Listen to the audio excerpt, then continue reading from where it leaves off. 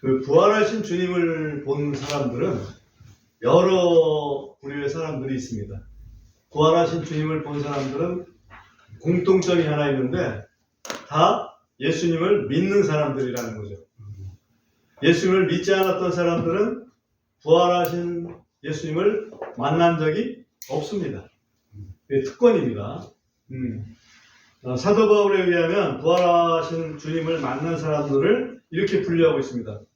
맨 처음에 게바, 그 다음에 11사도, 500의 형제, 그 다음에 예수님의 동생 야고보, 그리고 사도 바울 자신, 이렇게 얘기를 하고 있습니다.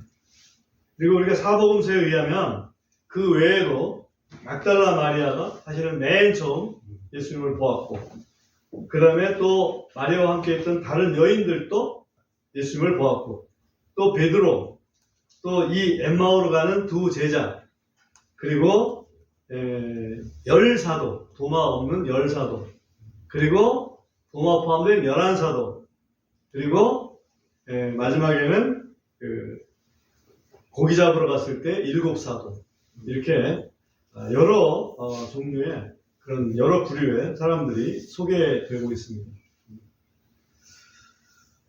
대단한 분들이죠.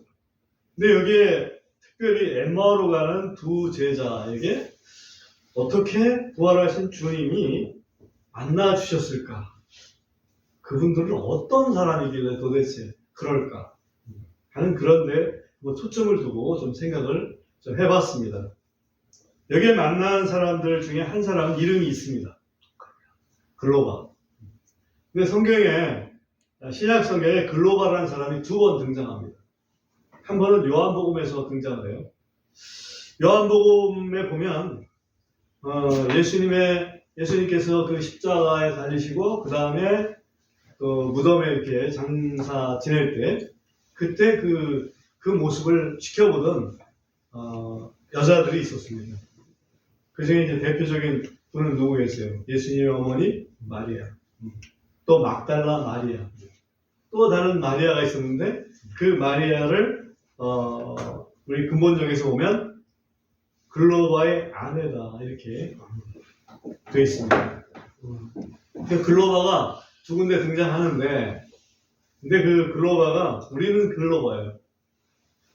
근데 영어는 하나는 글레오바라고 되어 있고 하나는 글레오파 이렇게 되어 있어요. 그게 약간 발음이 하나 차이가 납니다. 그 다음에 헬라어로도 좀 달라요. 하나는 클레오파스라고 되어 있고 하나는 클로파 이렇게 되어 있어요. 그러니까 클로파는 글로바 그대로 우리가 좀 쉽게 되는데 하나는 클레오파, 글레오바 이렇게 해야지 좀 더 정확한 명칭이 될 수 있습니다. 그래서 이들이 같은 이름이 같은 글로바일지 아닐지 그거에 대해서 논란도 있습니다. 성경학자들이. 근데 아무래도 좀 가깝지 않을까? 같은 분일 가능성이, 그죠? 안 그래가지고요, 어떻게, 부활하신 예수님이 직접 가서 만나주시겠다고. 그만큼 가까웠다는 얘기죠, 그죠? 11사도 정도는 아니지만, 예수님을 그 주변에서 가까이에서 모신 분들이 보통 한 3부류 정도 있습니다. 하나는 12사도, 그러니까 가룟 유다 빼면 11사도죠. 11사도. 그 다음에 70인 제자. 여러분 70인 제자 아시죠? 그 다음에 자기들의 재산을 가지고서 예수님을 섬긴 그런 사람들이 있습니다. 그래서 이 3부류가 있는데, 아마도 글로바 부부는, 부부라고 본다면, 글로바 부부는 한 사람은 70인 제자쯤 안 될까 싶고, 한 사람은 자기 재산을 들여서, 그 자매는 자기 재산을 들여서 주님을 섬겼던 그런 분이 아닐까, 이렇게 이제 우선 생각을 좀 해봤습니다. 그거는 어디까지나 이게 스펠링이 좀 다르기 때문에, 그런 추정이지, 100% 그렇다. 이렇게는 말씀을 좀 못 드립니다. 아무튼, 그 두 제자에게, 예수님께서 나타나셨습니다. 첫 번째 우리가 생각해 볼 거는 이 두 사람의 정체성이 과연 무엇일까? 13절 보시면 또 보라 그날에 그들 중에 두 사람이 그래 돼 있죠? 그들 중 어떤 사람들이었는지 그들이 그게 앞에서 보면 8절로 올라가서 봐야 됩니다. 8절 한번 보시면 이에 그들이 그분의 말씀들을 기억하여 돌무덤에서 되돌아가 이 모든 일들을 11사도와 나머지 모든 사람에게 고하더라. 11사도가 있고 나머지 모든 사람이 있었죠. 그러니까 이 그들 중에 두 사람이라는 것은 11사도는 분명히 아니니까 나머지 거기에 있던 사람들, 제자들 중에 그 사람이 바로 두 사람입니다.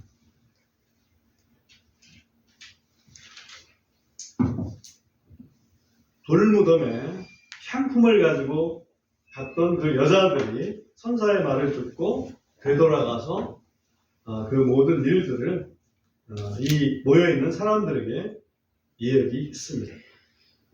그 이야기한 얘기를 들은 그 사람들이 11사도가 있었고 그 다음에 사도들 외에 예수님의 제자들이 또 한 무리가 있었습니다.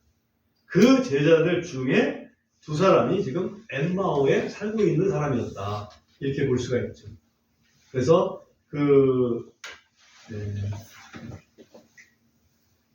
그들 정체성 우선 그런 가까이 있는 제자였다. 이렇게 보고 그 다음에 두 번째 이들의 정체성은 뭘까라고 생각을 해보면 21절을 한번 보십시오. 21절을 보면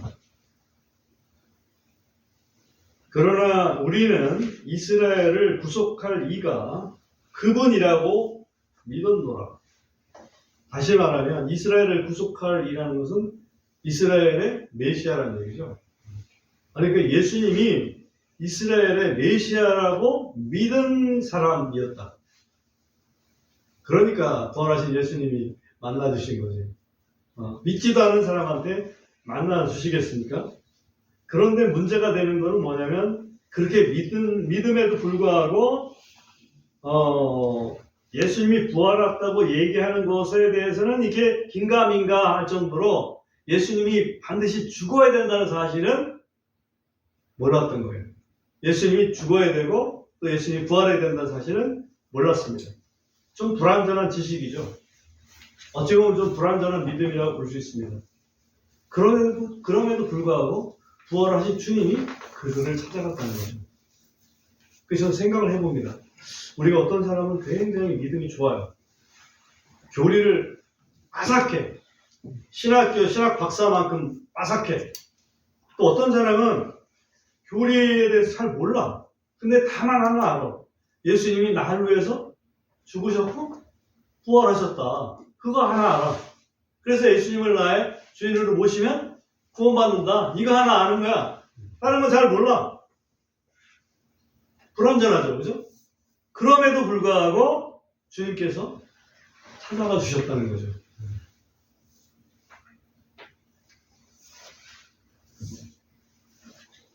그리고 또 하나의 정체성. 그렇게 믿음이 부정확한 지식을 갖고 있다 보니까 지금 그 일어난 일들에 대해서 17절에 보면 이런 말씀이 있어요.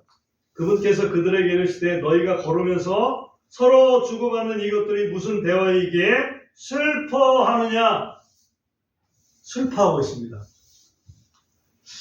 뭐 슬퍼하는 게 뭐가 잘못됐다고 라고 따질 수도 있지만 예수님은 지금 슬퍼하시고 계십니까?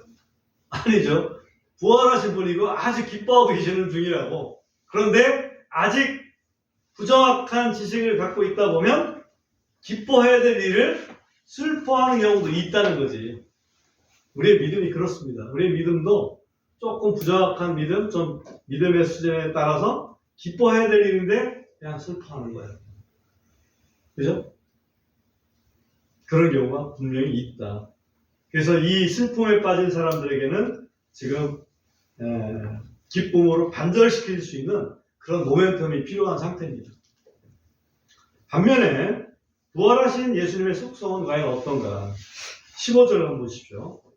15절에 보시면 또 이 일이 일어났으니 곧 그들이 서로 이야기를 나누며 함께 따져보는 동안에 예수님께서 친히 다가오셔서 그들과 동행하시더라. 저기 글로바 부부라고 지칭을 하자고요.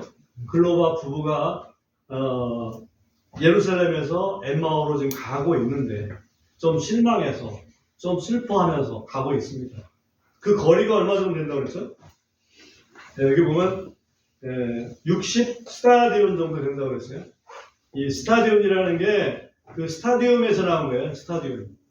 우리가 스타디움하고는 큰 어떤 광장 이런 정도 볼 수 있죠. 그래서 그게 한 180m 정도 됐나 봐요. 이 스타디움이. 그래서 한 스타디움이 180m. 60 스타디움이면 60 곱하기 180m 정도 됩니다. 약 200m로 치면 6이 12km쯤 되죠? 12km. 4km에 10리니까 한 30리 됩니다. 그죠? 30리 좀 안 되는 거지. 그래서 옛날 개혁 한글에서는 이걸 25리쯤 됐다 이렇게 표현을 해놓고 있어요. 우리가 알기 쉽게. 근데 이제 킹제임스에서는 60 스타디움이라고 했기 때문에 그 킹제임스 여기에 좀 충실하게 번역을 하기 위해서 60 스타디움이다 이렇게 번역을 해놨습니다. 개혁 한글에 25리쯤 됐다는 것도 굉장히 정확한 번역이다. 이렇게 이해를 하시면 좋을 것 같아요. 아무튼 한 30리쯤 되니까 보통 사람들이 걸으면 얼마 정도 걸려요? 1시간에 4km쯤 걸리죠? 네. 그러니까 한 3시간 가까이, 3시간은 안 걸리더라도 그 정도 거리를 지금 가고 있는 중이라고. 그런데 그때 갑자기 예수님이 나타난 거예요.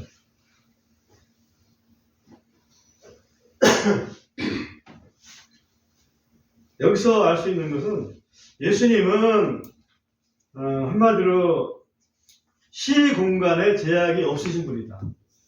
가고 싶으면 그냥 거기 가시는 거야. 순간적으로. 순간 이동이 가능하신 분이다. 우리는 순간 이동이 안 됩니다. 예수님 흉내내는 사람들도 순간 이동 안 됩니다. 진짜 예수님인지 아닌지 알 수 있습니다. 그죠? 어떤 사람은 재림 예수라고 그래요. 순간 이동 전혀 안 됩니다. 거짓말쟁이죠. 어떤 사람이 그럽니까? 대표적인 사람이 동방번개 그 중에 하나 자기 부인인가 그 사람을 재림 예수라고 얘기를 한다니까. 여자를 갖다가 기가 막힙니다.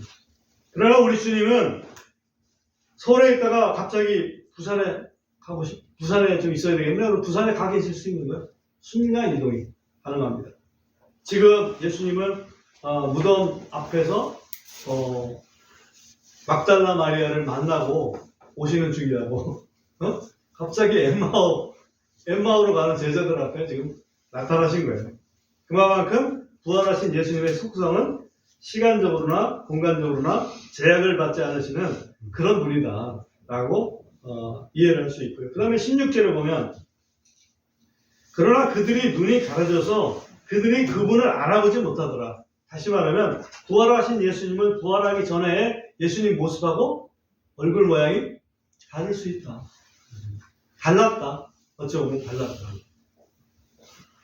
적어도 11사도 70인 제자 가까이에서 섬기던 자들이라면 예수님 딱 보면 모르겠어요?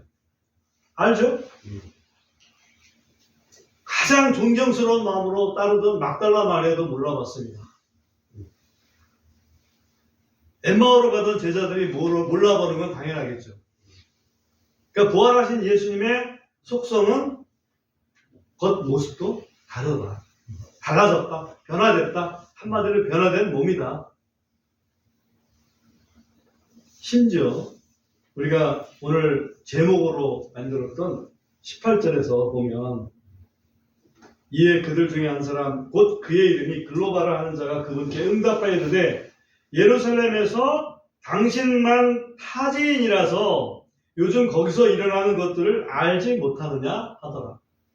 그러니까 외모를 보니까 타지인처럼 생겼다는 얘기지. 이게 비꼬는 것도 있지만 실제 외모도 좀 타지인같이 생긴 거지. 응? 당신만 타지인이라서 그 유명한 사건을 모르고 계신단 말입니까? 라고 핀잔을 주고 있는 그런 장면이었습니다. 실제로 예수님은 어떤 그 영적인 의미로 보면 타지인이 맞죠. 그죠? 어떤 사람이 타지인입니까? 이 나라 말고 다른 데에서 오신 분이 타지인이잖아. 이 세상으로 보면 우리 예수님은 하늘에서 오신 분이기 때문에 그분은 타지인이 맞습니다. 심지어는 그분은 외모도 보통 사람들하고 달라졌습니다. 달라졌다는 게 뭐 완전히 별천지 사람이나 그런 뜻이 아니고 아까처럼 못 알아보는 사람으로 바뀐 부활의 몸을 입으신 분이다 이거지. 그러니까 어떤 면에서는 타지인이지. 외계인이라고도 볼 수 있는 정도로 그렇습니다. 심지어 시공을 초월하신 분입니다. 한 가지 더 타지인이라고 생각할 수 있는 부분은 예수님은 이 땅에 계실 때도 그러셨어요. 인자는 머리 둘 곳도 없다. 타지인이 아니면 왜 머리 둘 곳이 없겠어요? 그 다음에 25절 가보면 이에 그분께서 그들에게 이르시되 오 어리석은 자들아 또 예언자들이 말한 모든 것을 마음에 더디 믿는 자들아 그리스도가 마땅히 이런 것들을 겪고 자신의 영광에 들어가야 하지 않겠느냐 하시더라. 다시 말하면 부활하신 예수님의 속성은 성경 예언에 대해서 정확히 알고 계신 분이라는 얘기죠. 당연한 얘기 아닙니까? 라고 따져볼 수 있죠. 예수님이니까 당연히 다 정확히 아시는 거 아니겠어요? 믿음이라는 것은, 그 올바른 믿음이라는 것은 올바른 지식에서 나옵니다. 믿음은 어디에서 나요? 들음에서 나오고. 들음은 누구의 말씀? 하나님의 말씀에서. 그러니까 올바른 하나님의 말씀을 제대로 안다면, 제대로 듣는다면, 제대로 된 믿음을 분명히 가질 수 있다고. 그래서 예수님이, 부활하신 예수님이 그 사람들을 책망하지 않습니까? 뭐라고 책망하냐면, 어리석은 사람이라고 그러죠? 오, 어리석은 자들아. 자기 제자들입니다, 지금. 근데 어리석은 자들아. 왜 어리석어요? 안 믿으니까. 예언자들이 말한 것을 마음에 더디 믿기 때문에. 좀 빨리 믿어야 되는데, 그게 지혜로운 자인데, 더디 믿어요. 말해줘도 겨우 믿을 듯 말 듯해요.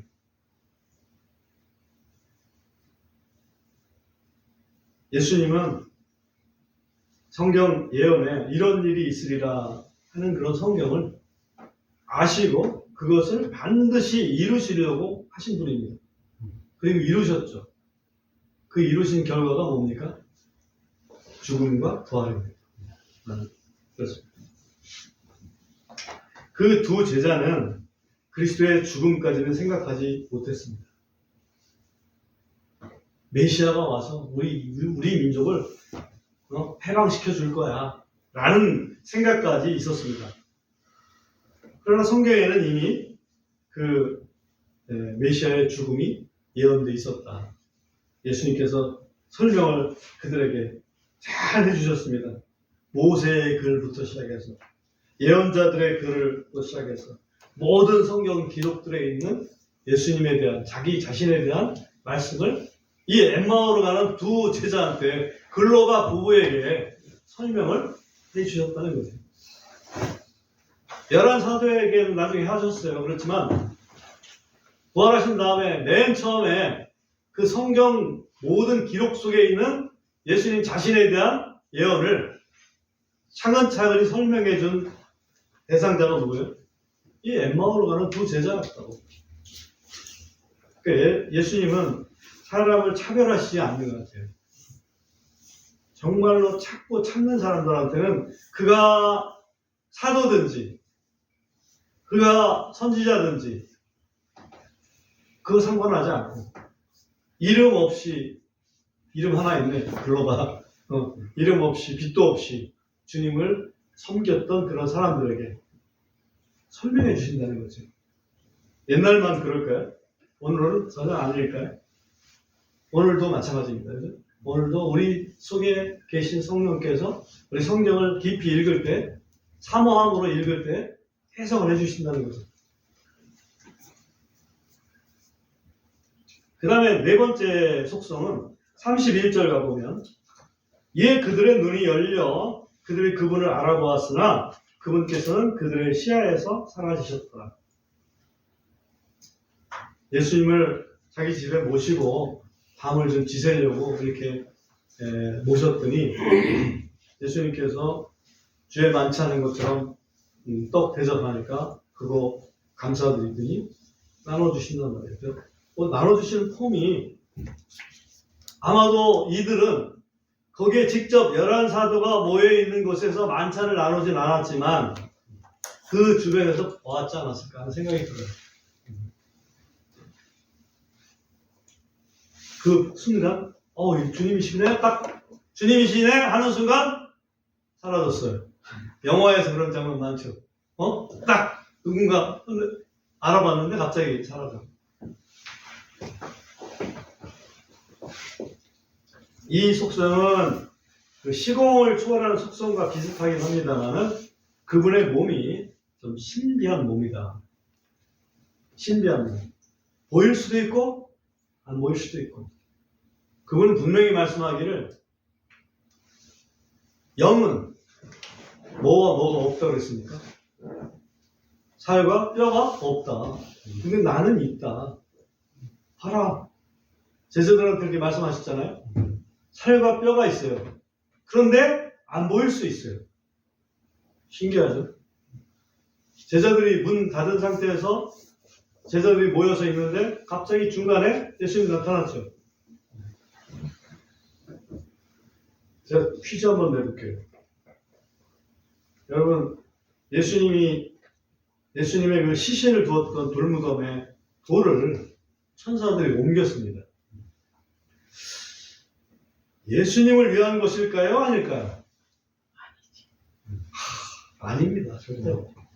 돌무덤 있어도 부활하신 예수님이 그냥 나올 수 있어요. 누구를 위해서 그러면 돌무덤을 지었을까? 제자들, 또 사람들을 위해서 빈 무덤. 봐라. 증거해 주신 거 아니에요? 예수님은 그냥 부활하셔서 돌무덤 딱 닫혔어도 그냥 나오실 수 있는 그런 영광스럽고 신비스러운 몸을 가지신 분이다. 이게 예수님 속성이에요. 부활하신 몸의 속성이에요. 그 놀라운 광경을 그 부활하신 예수님이라는 걸 깨달은 두 제자. 그 두 제자는 어떻게 되었냐. 32절 한번 보겠습니다. 이에 그들이 서로 이르되 그분께서 길에서 우리에게 말씀하시고 우리에게 성경 기록들을 열어주실 때 우리 속에서 마음이 뜨겁지 아니하였더냐. 마음이 뜨겁지. 영어로 보면 번. 막 불타는 거지. 마음에 불타. 머리는 불타면 안 되겠지만 마음은 불타야 되겠죠, 그죠? 그래서 이 제자들은 정말 시리에 빠졌을 때는 머리가 뜨끈뜨끈하고 가슴은 냉랭했었는데 부활하신 예수님이 바로 부활하신 예수님을 만났다고 생각하고 그걸 경험하고 나니까 머리가 갑자기 머리는 맑아지고 가슴이 막 뜨거워지는 거죠. 예수님의 그 고난이 이해가 되고 예수님이 부활했다는 다른 사람들의 그 소문이 그게 진짜였구나 믿어지고 예수님을 그토록 메시아로 믿고 따랐던 자기들의 그 재산을 다 허비하면서까지 섬겼던 그것이 헛되지 않았구나. 그런 어찌 보면 뿌듯함까지 느끼지 않았겠어요? 새로운 깨달음이죠.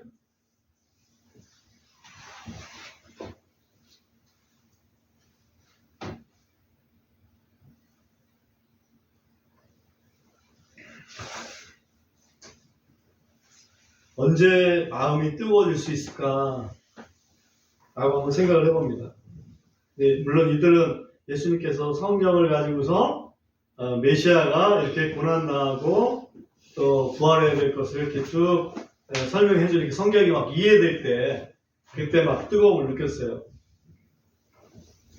근데 우리가 가슴 뜨거운 일이라고 하잖아요. 좀 중요한 일을 할 때. 내가 가슴 뜨거운 일에 동참한다고 하는 것을 내가 느꼈을 때, 그때는 가슴이 뜨거워지는 거죠. 이게 사람 살리는 일이라고 하는 것을 알았을 때, 사람 살리는 일하고 아무 상관없는 일이다 그러면 가슴 뜨거울 일도 없죠. 저는 이 말씀을 가슴 뜨거움을 생각할 때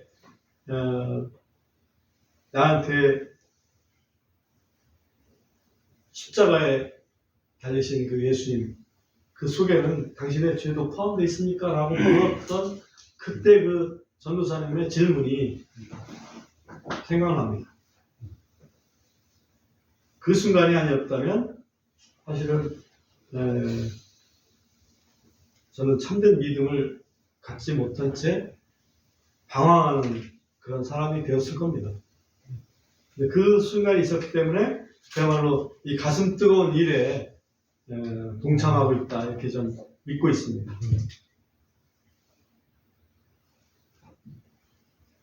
두 제자들은 지금 한 2-3시간 길을 예루살렘에서 터벅터벅 엠마오까지 왔던 사람입니다. 근데 다시 그 길을 갑니다. 거꾸로 돌아서. 터벅터벅 갈까요? 거의 뛰다시피 갑니다. 없던 힘이 갑자기 생기는 거죠. 사람의 힘이라는 거는 마음에 많이 달려있는 것 같습니다. 아무리 막 체력이 좋아도 마음의 힘이 그냥 다 녹아버리면 그때는 힘이 어디서 있었는지 찾기가 어렵고, 대신에 정말 꼴방꼴방했던 사람인데 갑자기 막 뛰어들 수 있는 것이 마음이다. 지금 예수님께서 그렇게 만드셨다라고 봅니다. 마음이 뜨거워졌습니다. 오늘날 그리스도인들에게는 마음 뜨겁게 하시는 분이 함께하고 계십니다. 그분이 누굴까요? 성령. 그냥 성령님이 우리가 함께 하시기 때문에 그걸 믿어야 됩니다. 그죠? 우리가 예수님을 영접하는 순간 예수님 우리가 마음속에 들어오셨다고 믿잖아요. 뭘로 들어오셔요?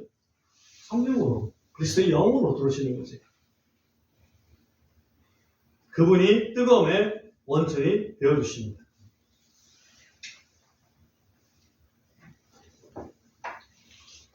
우리 주님은 그 엠마오로 가던 그 제자들, 실망했던 그 제자들, 주님께서 죽으셨구나 그냥, 그래서 끝났구나 이렇게 생각했던 그 제자들, 그 제자들 앞에 나타나셨습니다. 왜? 그거는 끝난 게 아니고 실상은 인류 구원의 하나의 그 계획이었기 때문에, 그 과정이었기 때문에, 그 모든 고난이 이미 성경에 예언된 것이고, 그 고난 후에 부활의 영광에 우리 주님이 이르셨기 때문에 그걸 모르던 제자들에게, 믿지만, 그죠? 믿지만 그걸 제대로 모르던 제자들에게 주님께서 직접 찾아가셨습니다. 타진 대접받으면서.